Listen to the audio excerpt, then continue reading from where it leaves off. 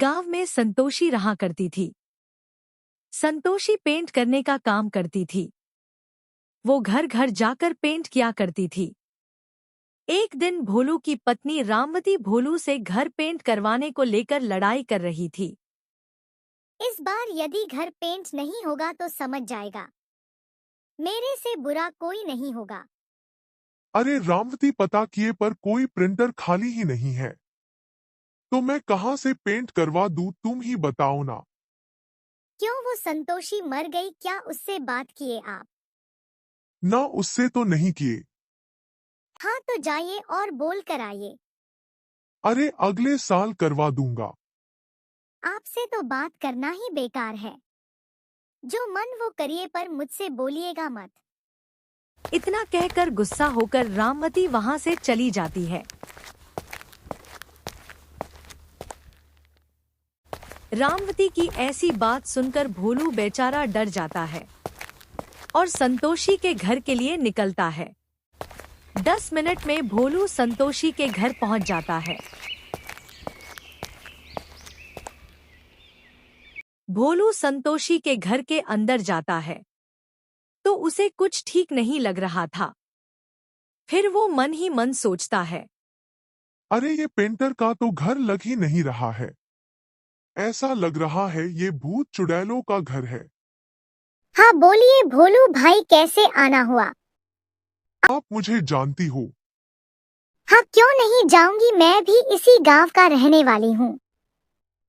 अच्छा है, वो संतोषी बहन, मेरा घर पेंट करना है, तो कल आप आकर पेंट कर दीजिएगा। हाँ भोलू भाई, आप टेंशन ना लो, मैं आकर कर दूंगी। अच्छा, पैसा कितना लेती हो आप? आप पैसों का टेंशन मत लो, आराम से घर जाओ। भोलू संतोषी की बात सुनकर बहुत खुश होता है कि चलो काम सस्ता में ही हो गया। फिर भोलू संतोषी के घर से चला जाता है। भोलू के जाने के बाद संतोषी एक भयंकर चुड़ैल के रूप में बदल जाती है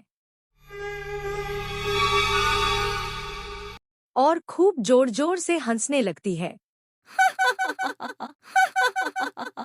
आज कितने दिनों के बाद शिकार खुद चलकर मेरे पास आया था। मजा ही आ गया। चलो कल चलकर देखती हूँ कि उसके घर में कितने लोग। फिर अगले सुबह संतोषी भोलू के घर पहुंचती है और भोलू का दरवाजा बजाती है। अंदर से रामवती बाहर आती है। हाँ बोलिए, आप कौन?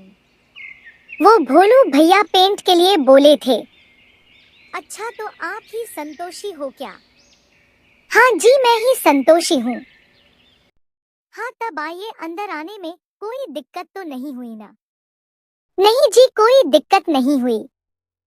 ठीक है, फिर अच्छे से पेंट करिएगा।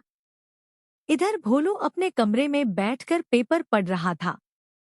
तभी रामवती के चिल्लाने की आवाज सुनाई दी। रामवती की चीख सुनकर भोलू भागते हुए वहां आता है। वहां आकर भोलू जो देखता है वो देखकर हैरान रह जाता है। उन दोनों के सामने पेंट करने वाली चुड़ैल खड़ी थी। ऐसे पहले कि वो दोनों भाग पाते, वो चुड़ैल उन दोनों को मार देती है और दोनों का सारा खून पीकर वहां से चली जाती है। भोलू और रामवती के एक साथ मरने की खबर सुनकर सभी गांव वाले हैरान थे। ऐसे ही समय बीतता रहा। फिर कुछ दिन बाद ये घटना रोज रोज घटने लगी, जिससे पूरे गांव वाले परेशान हो गए। किसी को भी कुछ समझ नहीं आ रहा था कि ये सब क्या हो रहा है और इससे कैसे बचा जाए। एक दिन वो पेंट वाली संतोषी हीरा के घर आती है और पेंट करने के बहाने से हीरा और उसकी पत्नी को मार देती है। ये सब हीरा के घर के जगले से गांव की रूपा देख लेती है। अभी तक मैं कितने लोगों को मार दी हूँ और अभी तक किसी को भी पता नहीं है कि ये सब मैं की हूँ। चुड़ैल की सारी बात रूपा सुन लेती है और सारी बात समझ जाती है। अच्छा, तो इन सब के पीछे इस पेंट वाली चुड़ैल का हाथ है। अब तो ये बचेगी नहीं। फिर चुड़ैल हीरा के घर से चली जाती है। चुड़ैल के जाने के बाद रूपा भागते हुए गांव में जाती है और आवाज देकर सबको बुलाती है और सारी बात वालों को बताती है, जिसे सुनकर सभी गांव वाले का होश उड़ जाता है। क्या तुम सच बोल रही हो? तुमने अपनी आंखों से उस चुड़ैल को देखी है? हाँ रामू भैया, मुझे हीरा भाभी से काम था, तो उनके घर जा रही थी। जब घर के पास पहुंची तो किसी के हंसने की आवाज सुनाई दे रही थी, तो मैं जगले से ही देखने लगी। फिर मैं देखी कि वो पेंट वाले संतोषी पेंट वाली चुड़ैल के रूप में बदल गई और मेरी आंखों के सामने हीरा भैया और हीरा भाभी को मार दी। इसका जल्द से जल्द कोई उपाय नहीं किया जाएगा तो वो चुड़ैल पूरे गांव को खाली कर देगी। चलो फिर सरपंच जी के पास वही कुछ करेंगे। हाँ हाँ चलो। फिर गांव के 2 जन गांव की सरपंच के पास जाते हैं।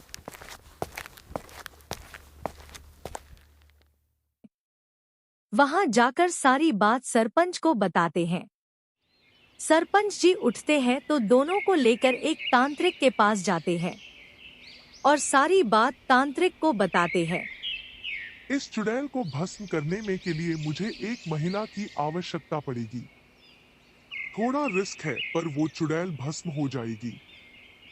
हाँ हाँ बाबा, चलिए गांव में, वहीं पे मैं किसी को बोलूंगा तो मान जाएगी।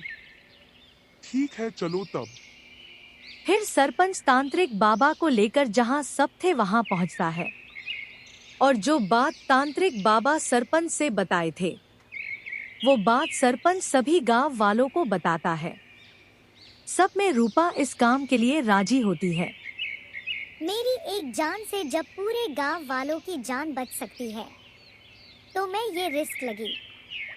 ठीक है बेटी, तुम बिल्कुल डरना मत, मैं वहीं पर रहूंगा। अब चलो, और हाँ याद रखना, मौका पाकर तुम पेट की बाल्टी तोड़ देना, क्योंकि चुड़ैल की सारी शक्तियाँ उसे पेट की बाल्टी में ही है। फिर सरपंच तांत्रिक बाबा और रूपा और गांव की कुछ लोग जाते हैं उसे चुड़ैल के घर। क्या बात है, आज एक साथ इतने लोग आए हैं। सबका घर पेंट करवाना है क्या? असलियत छुपाने की कोई जरूरत नहीं है, तुम्हारी सच्चाई सबको पता चल गई है। अब तुम्हारा अंत निकट है। तांत्रिक ऐसी बात सुनकर संतोषी को गुस्सा आता है और वो चुड़ैल में बदल जाती है।